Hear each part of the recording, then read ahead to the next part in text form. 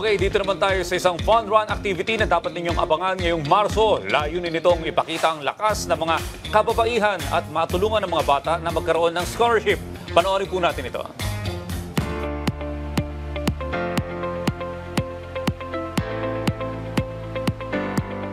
Bilang bahagi ng selebrasyon ng International Women's Month sa darating na Marso, inanunsyo na sa isang media press con ang opisyal na pagbubukas ng Filipina CEO Circle Women's Run PH o FCC na magaganap ngayong March 9.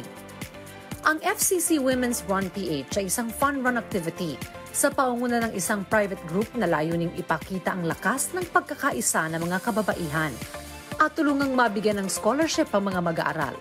We are basically a leadership organization that promotes executive development and student and executive development. So for us, the proceeds will go to a scholarship, of students in the business and STEM. It's really nice na we give a profound impact in their lives. So mas importante yun kasi when they cross the finish line and then they get to feel na parang wow, kaya ko yun. Nagawa ko yun despite of the challenges that I'm going through. Mula sa 10 runners, umabot na sa mahigit 5,300 participants ang sumali sa naturang aktibidad. At ngayong taon, target nilang makaabot ng 8,000 participants. We only had 1,700 women joining.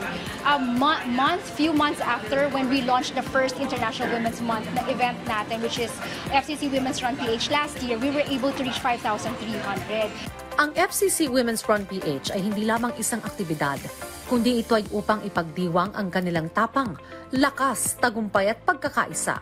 Ang bawat takbo ay magsisilbing patunay na pagsuporta sa karapatan at empowerment ng kababaihan.